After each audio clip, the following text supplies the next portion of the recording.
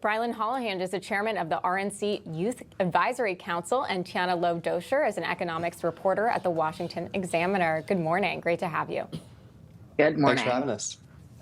So let's start with you, Ms. Dosher. You're an economics reporter. So what are your thoughts regarding President Trump's first 100 days in office regarding what he promised versus promises made, promises kept? So Scott Bessent from the outset really said his goal was focusing on these borrowing costs of our roughly, $30 trillion of outstanding debt. Over $9 trillion of that matures in the next 12 years. So one thing, there's been a lot of focus on the bond market in the last month, but let's start from Inauguration Day. Borrowing costs, according to that 10-year yield that the Treasury Secretary has prioritized, is down. They're down 8%. And remember, every percentage point change, that's different than the change in that bond rate, it's like $100 billion you're saving per year in financing. So that's been a good thing. Less great, the stock market. We know the stock market has really been peeved since Liberation Day. You have the NASDAQ down 12% since the inauguration, S&P and Dow Jones, both down almost 9%.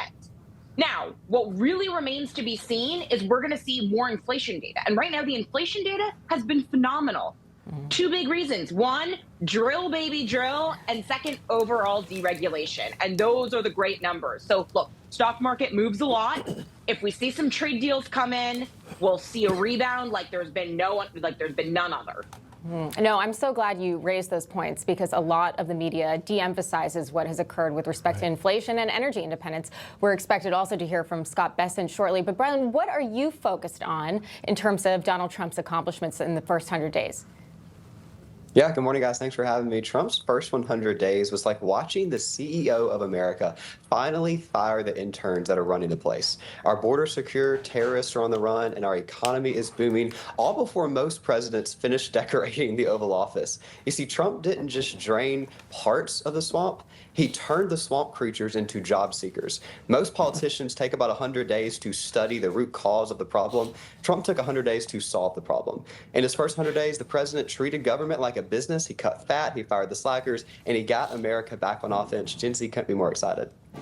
Yeah, he's treating America like a store, Tiana. You know what? A store that was actually victimized by thieves. So he doesn't need to take a lot of time to actually figure out how they're actually stealing. You know what? Stop letting them in the store. How about that? A lot will be contingent on two things. One, those trade deals. Americans want fair trade, but they also want free trade. And that's why the goal should be taking good faith actors, like let's say the Japanese and the Vietnamese, who want these 0-0 trade deals. But secondarily, let's get that one big, beautiful bill. Let's cut $800 billion in discretionary spending, because unfortunately, for all the great work DOGE has done, we know the trajectory of federal spending. It's a straight line right up. So what you want is him to get a good, one big, beautiful bill that extends those signature 2017 tax cuts while cutting spending all around, because that's the only way to deliver long-term relief from the pain of Bidenomics and that inflation. But there's people coming across our border stealing as well. That's a great point. Are they coming anymore? Because, border crossings are down 97%. We got to get the thieves who are already in the store out. But, Brilyn, that's what we heard from Tom Homan yesterday. He was outlining all the accomplishments that Donald Trump achieved with respect to the border. That was basically his #1 mandate, and he achieved it.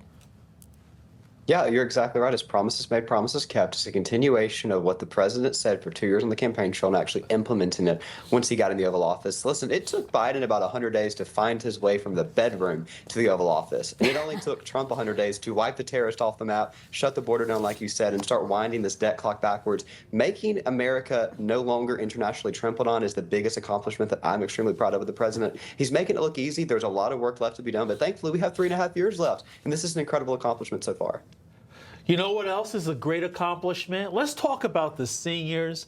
Let's talk about those hardworking people who rely on tips, and also those other hardworking people who do the tough jobs, right? Who actually wanted to put in more time and overtime. Guess what? President Trump wants to wipe all those taxes away. That's why the big, bold, beautiful bill is important, Tiana.